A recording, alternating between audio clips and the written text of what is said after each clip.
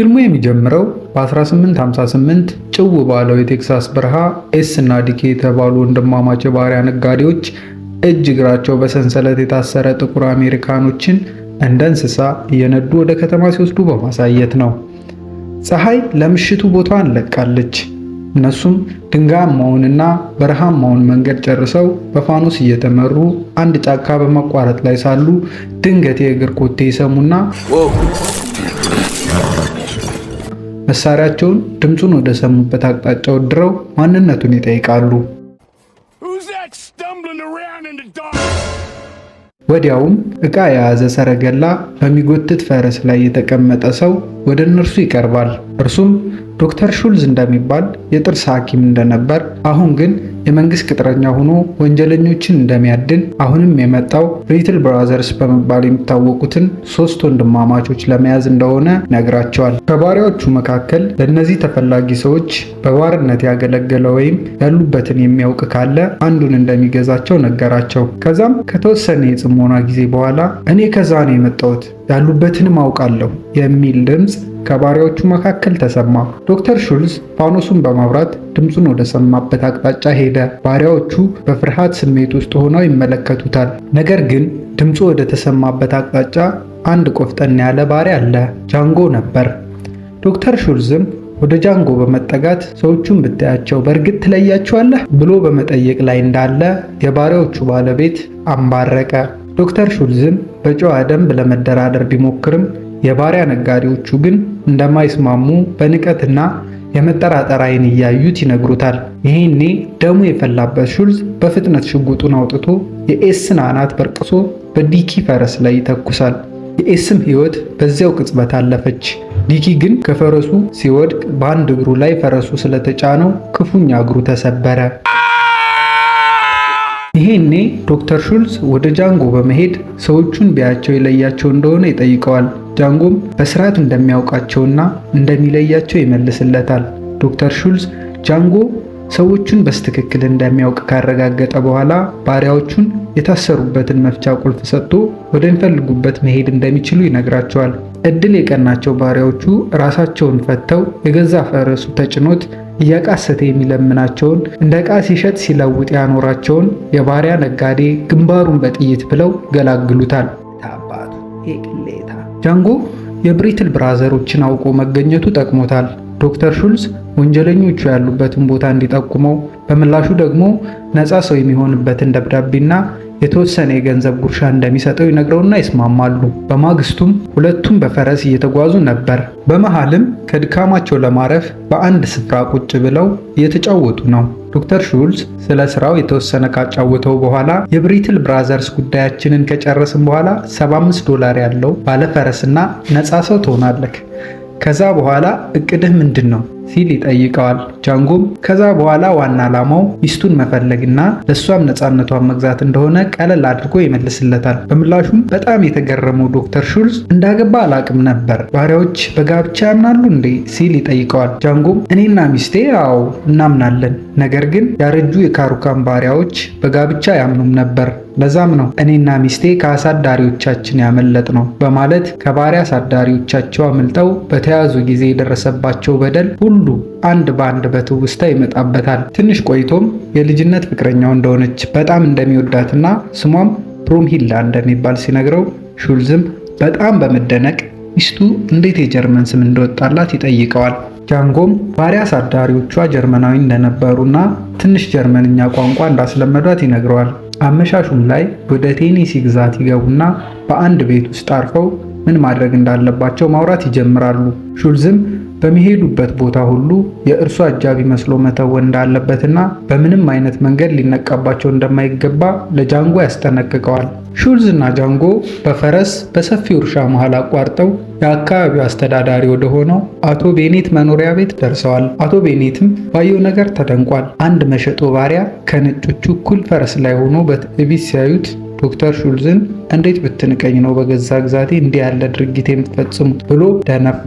የአቶ ቤኔት ንብረት የሆኑትን ባሪያዎች በድርጊቱ ተደንቀው አፋቸውን ከፍተው በማየት ላይ ናቸው። ጥቁር ሆኖ እንደ ነጭ ብቻ ሳይሆን እንደ ልዑል የሚያደርገውን ጃንጎን ሲያዩ በጣም ተደንቀዋል። ከዛም ዶክተር ሹልዝ ፈጠን በማለት ልጁ ጃንጎ እንደሚባልና ነፃ ሰው እንደሆነ እንዲሁም የእርሱ አጃቢ እንደሆነ ተናግሮ ውጥረቱን አረገበ። ከዛም በሐሳቡ የተስማማው ቤኔት ቤቲና የተባለችውን አገልጋያቸውን ጠርቶ ጃንጎን ግቢውን እንድታሳየው አዘዋት ከዶክተር ሹልዝ ጋር ስለመጣበት ጉዳይ ለማውራት ወደ ቤት ይገባሉ። በጃንጎ ጥቁር መሆን ነገር ግን በነፃነት ከነጮቹ እኩል መንቀሳቀስ መቻል ባሪያዎቹ ሲደነቁ፣ አሳዳሪዎቻቸው ደግሞ በቁጣ ሲመለከቱ እናያለን። ጃንጎም ቤቲና እርሻውንና አካባቢውን በምታስጎበኘው ወቅት ያገኘውን አጋጣሚ በመጠቀም ስለ ብሪትል ብራዘርስ ጠይቃታል። እርሷም እንደዛ የሚባሉ ሰዎች እንደማታውቅና ምናልባት ስማቸውን ቀይረው ሊሆን ስለሚችል በማለት ሶስቱንም ሰዎች ቀርቀት ሁና ያሉበትን ቦታ ተጠቁመዋለች። ጃንጎም ወዳሳየችው አቅጣጫ በአጉይ መነጽሩ አይቶ እነሱ መሆናቸውን ካረጋገጠ በኋላ በፍጥነት ወዳሉበት አቅጣጫ ይጓዛል። በቦታው ሲደርስም አንድ ጥቁር አሜሪካዊት ሴት በስራ ላይ እንዳለች እንቁላል በመስበሯ ምክንያት አሳዳሪዎቿ ከዛፍ ጋር አስረው በመግረፍ ሊቀጧት እያዘጋጇት ነው። ጃንጎ ሰዎቹን እንዳያቸው ነበር ያወቃቸው። እነዚህ ሰዎች ባለፉት ጊዜያት የጃንጎ እና ሚስቱ አሳዳሪዎች ነበሩ። ጃንጎ ሚስቱን ይዞ ከባሪያ አሳዳሪዎቹ ሊያመልጥ ሲሞክር ይዘው በሚስቱና በእሱ ላይ የፈጸሙት ነገር አንድ በአንድ በአእምሮ ይመጣበታል። እንደዛ እየለመናቸው ያለ ርህራሄ ፊቱ ላይ ሚስቱን ሲገርፏት መጣበት። ይህኔ በንዴት ሽጉጡን አውጥቶ ባሪያዋን በጅራፍ ሊገርፍ የተዘጋጀውንና ከብሪትል ብራዘርስ አንዱ የሆነውን ሰው ደረቱን ካለው በኋላ የምትሞትበት መንገድ ያስደስተኛል በማለት ሚስቱን እንዳይገርፏት ሲማጸነው ሰውየው በንቀት ያለውን ለራሱ ይደገመለት። በድርጊቱ ፍጥነት በጣም የተደናገጠው ወንድሙ ሽጉጡን አውጥቶ ጃንጎን ሊገለው ቢሞክርም እሱ በድንጋጤ ስርበተበት ጃንጎ ልጅቱ ልትገረፍበት የነበረውን ጅራፍ አንስቶ ሰውየውን አይሆኑ ግርፊያ ገርፎ ሲጨርስ የያዘው ሽጉጥ ደጋግሞ በመተኮስ ገደለው። ይህኔ የተኩስ ድምፅ የሰማው ሹልዝ ከባሪያ አሳዳሪዎቹ ቀድሞ በመድረስ ምን እንደተፈጠረ ይጠይቀዋል። ጃንጎም ከብሪትል ወንድማማቾች ሁለቱን እንደጨረሳቸው ነገረው። የተኩሱን ድምፅ የሰሙት ነዋሪዎችና አቶ ቤኔት ሹልዝን ተከትለው በቦታው ደርሰዋል። አቶ ቤኔትም የሆነውን ሲያዩ በቁጣ ላይ ሆነው በገዛ ግዛት የመጣችሁ እንደዚህ የምትፈነጩት እናንተ ማን ናችሁ ብሎ ሊያስሯቸው ሲሉ ዶክተር ሹልዝም ከኪሱ የፍርድ ቤት ማዘዣ ያወጣና ያሳያቸዋል። ሶስቱም ወንድማማቾች በመንግስት የሚፈለጉ ወንጀለኞች እንደሆኑና በተገኙበት እንዲገደሉ የሚያስረዳ ደብዳቤ ነበር። በዚህም ነፃ የሆኑት ሁለቱ የቀረውን የሟች ወንድማማቾች ወንድም ከርቀት ተኩሰው ይገድሉታል።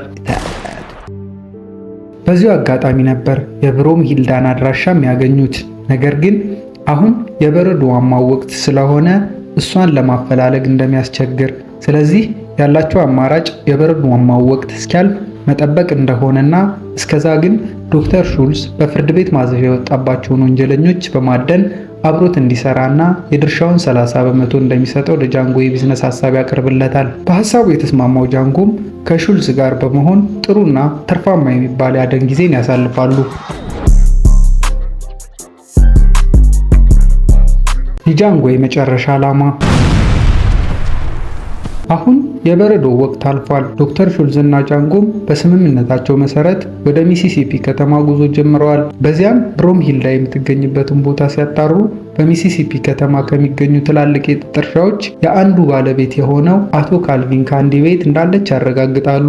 አቶ ካንዲ በጣም ጨካኝና እስከ ሞት የሚደረግ ፍልሚያን አፍቃሪም ነበር። ይህም ትግል የሚከናወነው በሁለት ባሪያዎች መካከል ሲሆን አሸናፊው ተረቺውን የመግደል ግዴታ አለበት።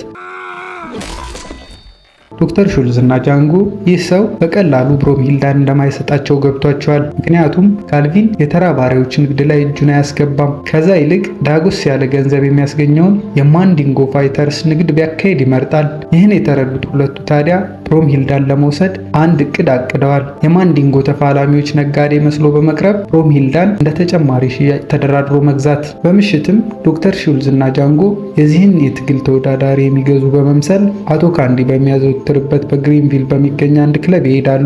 በዚያም ብቁና ጠንካራ ተወዳዳሪ ካገኙ እስከ $12000 እንደሚከፍሉ ከካንዲ አማካሪዎች ጋር ይነጋገራሉ።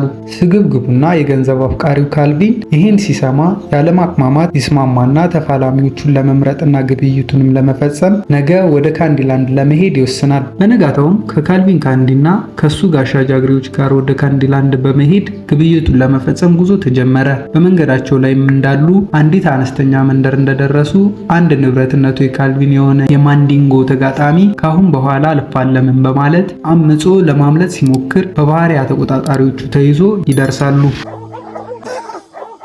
ሁኔታውን የተረዳው ካልቪን ተጋጣሚውን $500 አውጥቼ የገዛው መቼም ልቀልብ እንዳልሆነ ታውቃለህ። ስለዚህ ሁለት አማራጮች ይኖሩሃል፣ ወደ ግጥሚያ ሜዳ መመለስ ወይም የውሾቹ ራት መሆን ይለዋል። በጣም የተጨነቀው የማንዲንጎ ተጋጣሚ እየተርበተበተ ካሁን በኋላ ምንም አይነት ግጥሚያ እንደማያካሄድ ሲነግረው የባሪያ ተቆጣጣሪዎቹን ውሾቹን እንዲለቁ አድርጎ ሁሉም ሰው እያየ በጭካኔ በውሾቹ ተበልቶ እንዲሞት ያደርጋል። አሳዛኙ የማንዲንጎ ተፋላሚ ትዕይንት ከተጠናቀቀ በኋላ ሚስተር ካንዲ ምንም እንዳልተፈጠረ ጭካኔውንና አረመኔያዊ ድርጊቱን ለሁለቱ ነጋዴዎች አሳይቶ ጉዟቸውን ይቀጥላሉ።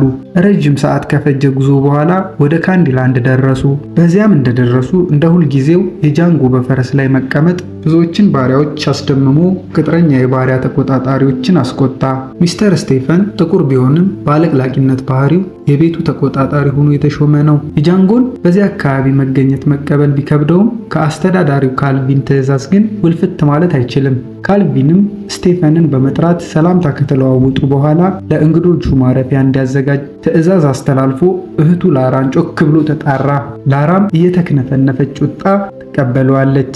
ከወንድሟ ጋር ናፍቆታቸውን ከተገላለጹ በኋላ ወደ ቤት እንዲገቡ ይጋብዟቸዋል። ዶክተር ሹልዝ ግን በዚህ ቦታ ብሮምሂልዳ የምትባል ጀርመንኛ መናገር የምትችል ባሪያ እንዳለች እንደሰማና ከተቻለ ማታ እንድታዝናናውና በቋንቋው እንድታጫውተው ይጠይቃቸዋል። አቶ ካንዲም ለማታ እንዳያዘጋጁለት ለስቴፈን ትዕዛዝ ያስተላልፋል። ስቴፈን በበኩሉ ብሮምሂልዳ ትናንት ለማምለጥ ስትሞክር ተይዛ ቅጣት ላይ እንደሆነች ይመልስለታል። በሁኔታው የተደናገጠው ጃንጎም ቀስ ብሎ እጁን ወደ ሽጉጡ በመስደድ ይዘጋጃል። አንድ ነገር አርገዋት ቢሆን ሁሉንም ተኩሶ አፈር ከድሜ እንደሚቀላቅላቸው ያውቃል። በሰማው ነገር የተበሳጨው ካልቪን አሁኑኑ እንዲፈቷትና ለእንግዳቸው አዘጋጅተው እንዲያቀርቡለት አዞ ወደ ውስጥ ገባ። በቀጣዩ ትዕይንትም ላራ ብሮምሂልዳን ይዛ ዶክተር ሹልዝ ወዳረፈበት ክፍል ትወስዳታለች። ሹልዝም በሩን ከፍቶ በጀርመንኛ እንድትገባ ይጋብዛትና ላራን አመስግኖ በሩን ይዘጋል። በመቀጠልም አሳዳሪዎቿ እንዳይሰሙና እንዳይጠረጥሩ በጀርመንኛ ማውራት እንዳለባቸው ካሳመናት በኋላ አንድ የጋራ ጓደኛ እንዳላቸውና ይህ ጓደኛቸው እሷን ለማየት ከሩቅ ሀገር እንደመጣ ያስረዳታል። ግራ የተጋባችው ብሮምሂልዳ አንተና እኔ እንዴት የጋራ ጓደኛ ሊኖረን ይችላል በማለት ትጠይቀዋለች። እሱን ስታየው ታውቂዋለሽ በማለት የበለጠ ያጓጓታል። ከዛም ስታየው በድንጋጤ እንዳትጮህ በማስጠንቀቅ ጃንጎ ከተደበቀበት ወጥቶ እንድታየው ያደረጋት። ፍጹም ያልጠበቀችውን ነገር ያየችው ብሮምሂልዳ በድንጋጤ ራሷን በመሳት ትወድቃለች። በሌላ በኩል ደግሞ ለእንግዶቹ ቆንጆ እራት ተዘጋጅቶ እየጠበቃቸው ነው። የተዘጋጀውን እራት በልተው እንደጨረሱ መጠጥ እየተጠጣ ስለ ግዢው መነጋገር ይጀምራሉ። አቶ ስቴፈን የካንዲ ታማኝ ባሪያ ሲሆን የቤቱ ፈላጭ ቆራጭ ሆኖም ተሹሟል። በተለይ በገዛ ወገኖቹ ጥቁሮቹ ላይ ተንኮሉና ንቀቱ የከፋ ነው። ታዲያ በውይይቱ መሃል በጃንጎ ላይ ጥርጣሬ ያድርበትና ብሮምሂልዳን ያፈጥባታል። ከዛም ወደ ኪችን ስትገባ ተከትሎ በመግባት ጃንጎን ታውቀው እንደሆነ ያፋጥጣታል። ነገር ግን ብሮምሂልዳ በጭራሽ እንደማታውቀው ትመልስለታለች። ይሁን እንጂ በመልሷ ካለመደሰቱም በላይ ጥርጣሬ አድሮበታል። አላመናትም። ወደ ሚስተር ካንዲ ተመልሶ በመሄድ ከድርድሩ መሃል ወደ ጆሮ ጠጋ ብሎ ሚስጥር ወደሚያወሩበት መጽሐፍ ቤቱ እንዲመጣ ነግሮት ሄደ። ልክ ያልሆነ ነገር እንዳለ የተረዳው ካንዲም በማዕዱ ዙሪያ የተሰበሰቡትን ሰዎች ይቅርታ ጠይቆ ወደ መጽሐፍ ቤቱ ሄደ። አቶ ስቴፈን በመጽሐፍ ቤቱ ተቀምጦ ግዳይ እንደጣለ አዳኝ ወይኑን እየጠጣ ጠበቀው። በማሽቃበጥ የህይወት ልምዶ የተረዳውን ጥርጣሬ ይነግረውና እነዚህ ሰዎች ተፋላሚ በመግዛት ሰበብ ብሮምሂልዳን ሊያስኮበልሉ እንደመጡ ያሳምነዋል። አቶ ካንዲም በብስጭትና በንዴት ጡፎ በመመለስ እንዴት በድፍረት ይህን ተንኮል እንዳሰቡ ይጠይቃቸዋል። በመሃልም ይዞት የመጣውን የሞተ ባሪያ የራስ ቅል በመገዝገዝ ከራስ ቅሉ አንዷን ክፍል በማውጣት ውስጡ ስላሉት 3 ዲምፕሎች በማብራራት ጃንጎን ለማሸማቀቅ ይሞክራል። እነዚህ 3 ዲምፕሎች የሁሉም ባሪያ ዘሮች የራስ ቅል ውስጥ የሚገኙ ሲሆን ከአገልጋይነት ባህሪያቸው ጋር ተዋደው ለመኖራቸው ቀጥተኛውን ድርሻ የሚወስዱ ናቸው በማለት የጃንጎን ክብርና ሞገስ ከመንካትም አልፎ በሾርኔ ከአገልጋይነት አታልፍም የሚልን መልእክት አስተላለፈ። ይህ ግን ፋሽስት በእንደዚህ አይነት ሁኔታ ተፋላሚውን ለመግዛት የተስማሙበትን $12000 ለብሮምሂልዳ ከፍለው እንዲወስዷት ከኋላቸው ጥበቃዎች መሳሪያ ደቅነው በፍጥነት እንዲከፍሉ ያስገድዷቸዋል። ብሩንም እንደከፈሉ ብሮምሂልዳ ከባርነት ነፃ የምትሆንበትን ደብዳቤ ፈርሞ ይሰጣቸዋል። ነገር ግን ከመሄዳቸው በፊት ካንዲ በእነሱ ግዛት ሕግ መሰረት አንድ ግዢ ሂሳቡ ቢከፈልም ግብይቱ የሚጸናው ሁለቱ ወገኖች ማለትም ሻጭና ገዢ እጅ ለእጅ ከተጨባበጡ በኋላ ነው አለ። አንጀቱ በንዴት እየጨሰ ያለው ዶክተር ሹልዝም በስሜታዊነት ውስጥ ሆኖ እጅህን ባልጨብጥህ $12000 ትመልስልኛለህ አለው። ካንዲም ምንም ይሁን ምን እጁን እንዲጨብጠው አለበለዚያ ግን ከዚህ ቤት ልጅቷን ይዘው እንደማይወጡ ያስጠነቅቀዋል። በካንዲ ትዕቢት የተናደደው ሹልዝም ለሰላምታ እጁን በመላክ ከክንዱ ስር ተወርውራ በምትወጣ ሽጉጥ ልቡ ላይ ተኩሶ ይገለውና ወደ ጃንጎ ዞሮ ይቅርታ መቋቋም አቃተኝ ይለዋል። በዚህ ቅጽበትም የካንዲ ጠባቂ በያዘው ጥይት ሹልዝን ተኩሶ ይገለዋል። ከዚህ በኋላ ቤቱ በተኩስ ይናወጣል። ጃንጎም ባገኘው መሳሪያ ጥይቱን እስኪጨርስ በመታኮስ እኒህ የባሪያ ነጋዴዎችን አርከፈከፋቸው። ነገር ግን በመሃል መሳሪያው ጥይት እንደጨረሰ በማወቅ እውር ቦታ ፈልጎ ቢደበቅም ሚስቱን ይዘውበት ስለነበር ለእርሷ ሲል እጅ ይሰጣል። በደካማ ጎኑ የተገኘው ጃንጎ እንደ ክፉ አውሬ ተዘቅዝቆ ታስሯል። ነገር ግን የካንዲ ውድ እህት ላራ እሱን እዚህ ዘቅዝቆ ማንጠልጠልም ሆነ ማሰቃየት በቂ ስላልሆነ አሰቃቂ ጉልበት ብዝበዛና ግፍ በባሪያዎች ላይ በሚፈጸምበት የማዕድን ማውጫ ድርጅት ላይ እስኪሞት እንዲያገለግል ትሸጠዋለች። ጃንጎ እና ሌሎች 3 እስረኞች በሰረገላ ተጭነው ከፍተኛ ስቃይ ወዳለበት የማዕድን ማውጫ ስፍራ እየተወሰዱ ነው። በመሃል ለእረፍት እንደቆሙ ታዲያ ጃንጎ ለአጓጓዦቹ አንድ ሐሳብ ያቀርብላቸዋል። በካንዲላንድ አደገኛ ወንጀለኞች እንዳሉና መንግስት እነርሱን ለያዘ ወይም ለገደለ ዳጎስ ያለ ገንዘብ እንደሚሰጥ የሚያሳይ የፍርድ ቤት ማዘዣ ያሳያቸዋል። እነርሱም የብሩን መጠን ሲያዩ በሐሳቡ ይስማማሉ። ነገር ግን በቀጥታ እሱን ለማመን ስለከበዳቸው አብረውት ይጓጓዙ ከነበሩ 3 ባሪያዎች ስለሚለው ነገር እውነትነትና ባሪያ ስላለመሆኑ አረጋገጡ። ታዲያ ጃንጎም በዚህ ስራ ልምድ እንዳለው በመንገር በነፃ ከለቀቁት ወንጀለኞቹን ራሱ እንደሚገልላቸው በማሳመን መሳሪያቸውን እንዲሰጡት ያደርጋል። ጃንጎም ባገኘው ጥሩ አጋጣሚ ያለምንም ማመንታት 3ቱንም አጓጓዦች ተኩሶ ይገላቸውና የጫኑትን ፈረስ ከሰረገላው አላቆ ፈረሱን ብቻ በመያዝ ወደ ካንዲላንድ ሸመጠጠ። ካንዲላንድ እንደደረሰም የቀሩትን ጥበቃዎች በመግደል ሚስቱ ብሮምሂልዳን ከታሰረችበት ያስፈታታል። የካንዲ ቤተሰቦች ከቀብር ተመልሰው ወደ ቤት ደርሰዋል። ቤቱ ግን ጭር እንዳለ ነው። ከፍተው እንደገቡም ከውስጥ ጃንጎ እየጠበቃቸው ነበር። ከዚያም ጃንጎ ጮክ በማለት በቤቱ ውስጥ ያሉ ባሪያዎች እንዲወጡ አዘዘ። ይህን የሰማው ስቴፈንም ከነበሩት 2 ባሪያዎች ጋር አብሮ ለመውጣት ሲዘጋጅ አንተ መውጣት አትችልም ብሎ አስቀረው። ከዚያም አንድ በአንድ የቀረውን የካንዲ ጥበቃን በመቀጠልም የካንዲን እህት ላራን ይገድላቸዋል። በመጨረሻም ስቴፈን የተባለውን አሽቃባጭ ባሪያ እግሩን ተኩሶ ይመታውና ቀድሞ አጥምዶት የነበረውን ተቀጣጣይ ቦምብ ለኩሶ በሩን ዘግቶ ሲወጣና ከውጭ ወደምትጠብቀው ብሮምሂልዳ ሲሄድ ያስመለክተናል። የካንዲ መኖሪያ ቤትም በፍንዳታው አመድ ይሆናል። ጃንጎም ከዶክተር ሹልዝ ኪስ ያወጣውን ሚስቱ ነፃ የሆነችበትን ወረቀት ሲሰጣትና ሁለቱም በፈረስ ተያይዘው በደስታ ሲሄዱ የፊልሙ ታሪክ ይጠናቀቃል።